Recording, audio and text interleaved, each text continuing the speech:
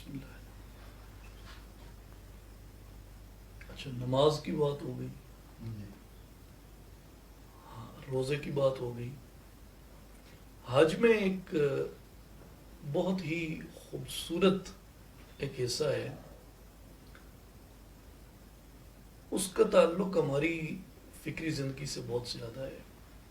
ویسے تو حج میں پورا ہی آپ دیکھیں تو فکریات کے ساتھ اس کا بڑا گہرا تعلق ہے, فکری تربیت کرنے میں, مسلمان کا عقیدہ متعین کرنے میں, اس کی جدوجہد, اس کی نصب العین اور ان سب چیزوں کو متعین کرنے میں جو ہم پہلے بات کر رہے تھے.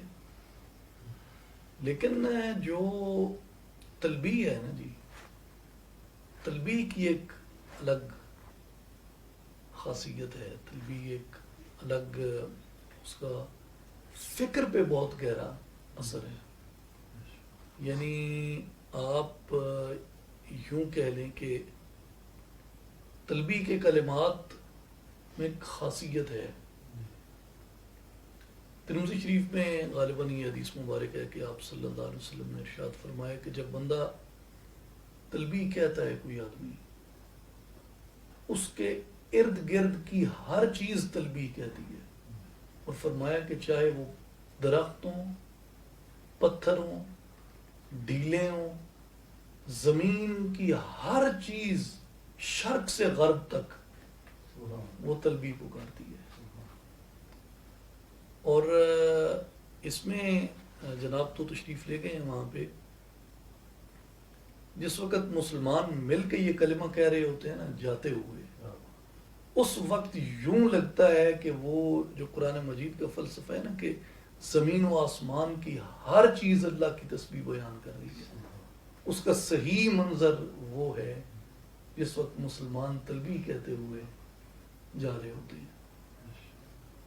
پھر تلبیہ میں جو ایک بڑی اہم جس چیز پہ زور ہے وہ لبیک پہ ہے, اور لبیک کا جو معنی ہے وہ حاضر ہونا ہوتا ہے.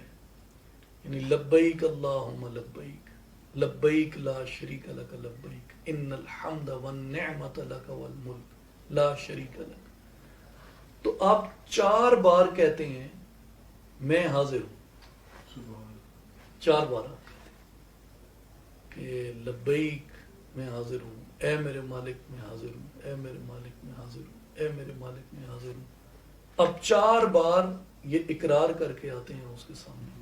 اس کا مطلب کیا ہے, آپ وعدہ کر کے آتے ہیں, اور وعدے میں آپ نے کون کون سی چیزیں شامل کی ہیں؟ لبیک اللہم لبیک, لبیک لا شریک لک لبیک, ان الحمد والنعمت لک والملک لا شریک لک, کہ سب تعریفیں تیری ہیں, تعریف کا مستحق صرف تو ہے, تیری خلقت کی تعریف کرتا ہوں اور تیری تعریف کرتا ہوں, تیری قدرت کی, تیری ہر صفت کی تعریف کرتا ہوں, اور تیری ہر اس نعمت پہ میں تیرے سامنے حاضر ہوں جو تو نے مجھے عطا فرمائی ہے. ہر نعمت تیری دی ہوئی ہے.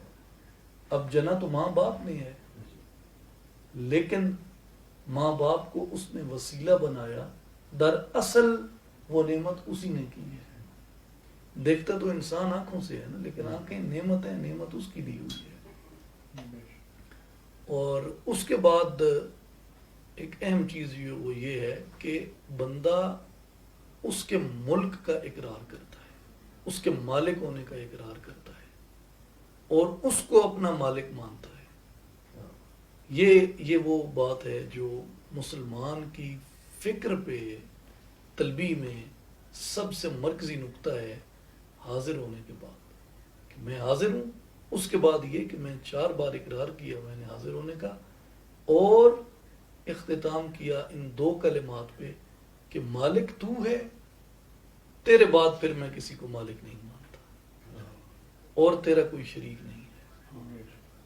یہاں سے مسلمان اپنی فکر کا آغاز کرتا ہے. یہ سارا جو اقبالیاتی تصور ہے کہ اپنے مالک کو نہ پہچانے تو محتاج ملوک, اور پہچانے تو ہیں تیرے گدا دارا ہو چاند. مالک کو پہچان لیا ہے اگر, تو پھر دارا اور جمشید اور اسکندر اور یہ بڑے بڑے دنیا کے حکمران تیرے در کے سوالی ہیں، تیرے در پہ کشکول لے کے کھڑے ہوں گے، لیکن اگر تو مالک کو نہیں پہچانتا تو پھر تو محتاج ملوک ہے، تیری قسمت میں پھر صرف غلامی لکھی گئی ہے، تیری قسمت میں حریت نہیں ہے، تیری قسمت میں آزادی نہیں ہے۔ روح مسلمان کی جو آزادی ہے وہ مالک کو مالک ماننے میں ہے، اللہ کو مالک ماننے میں، وہاں جا کے یہ تلبیہ کہتا ہے بندہ۔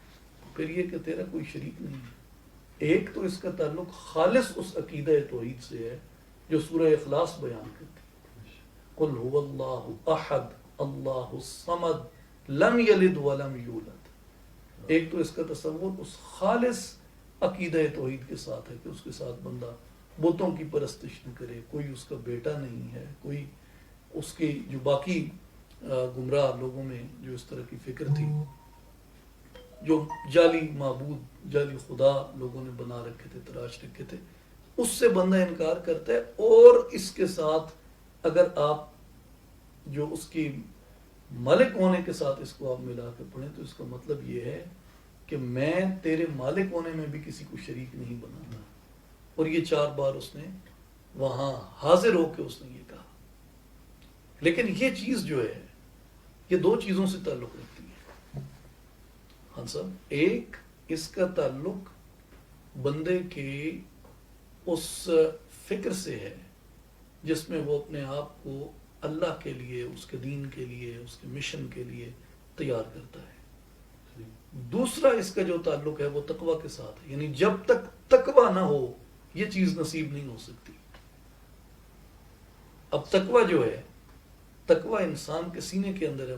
مسلم شریف کی حدیث ہے، حضرت ابو ہریرہ رضی اللہ تعالیٰ عنہ راوی ہیں، آپ نے فرمایا کہ رسول اللہ صلی اللہ علیہ وسلم نے ارشاد فرمایا کہ التقوی ہا ہونا وَيُشِيرُ إِلَىٰ صَدْرِهِ، حضور نے فرمایا تقوی یہاں ہے، اور آپ نے اپنی انگلی مبارک سے اپنے صدر مبارک کی طرف اشارہ کیا، 3 بار اشارہ کیا۔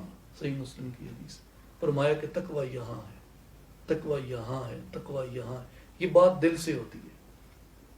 اب دل سے جب آتی ہے یہ بات، وہ تقوی بولتا ہے اندر سے، اور جب تقوی یہ بات کہتا ہے پھر اس کا خوف بندے پہ طاری ہوتا ہے، پھر بندہ اپنی وہ پورے جسم و جان سے، جسم کا ایک ایک بال اس کو یہ بات پکار کے کہتا ہے۔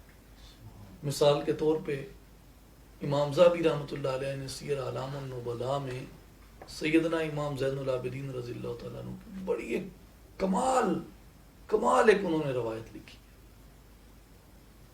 یعنی وہ روایت پڑھ کے بندے کو سمجھ آتی ہے کہ صدر ایسا، سینہ ایسا جو تقوی سے بھرپور ہو، اس کے نزدیک تلبیہ کیا ہے، اور ایسا سینہ جس میں تقوی کی لذت، تقوی کی چاشنی نہیں گئی، اس کے نزدیک تلبیہ کیا ہے۔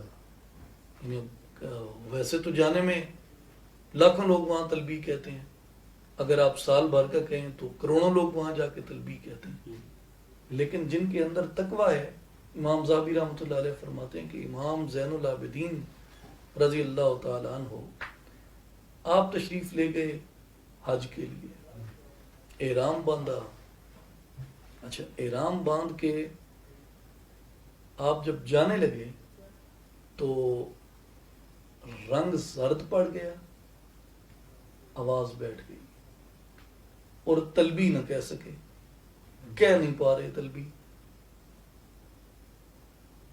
لوگ جو ارد گرد تھے انہوں نے کہا رسول اللہ تلبیہ ارشاد نہیں فرما رہے، اب رونے لگ گئے، اور آپ نے فرمایا کہ میں تلبیہ کہتے ہوئے ڈر رہا ہوں، ڈر اس بات سے رہا ہوں میں کہوں لبیک اور وہ کہے لا لبیک، میں کہوں لبیک اور وہ کہے لا لبیک، یہ کہہ کون رہا ہے؟ امام عالی مقام سید الشہداء کے فرزند علی المرتضیٰ شیر خدا کے پوتے اور محمد مصطفیٰ احمد مجتبیٰ صلی اللہ علیہ وسلم کے نواسے، آپ کے لخت جگر حضرت امام زین العابدین رضی اللہ تعالیٰ آپ کے شہزادے. اب دیکھیں یہ وہ درجہ ہے جہاں جا کے بندے کے وجود پہ وہ خوف طاری ہوتا ہے، اور جب اس حالت میں اس سے اتنی خشیت کے ساتھ جو تقوی کہتا ہے اس کے ہم کلام پہ حجر و شجر اور مدر بھی ہو جاتے ہیں، اور زمین بھی ہو جاتی ہے، اور سب مخلوقات جھومنے لگتے ہیں اور جھوم جھوم کے تلبیہ کہنے لگتے ہیں.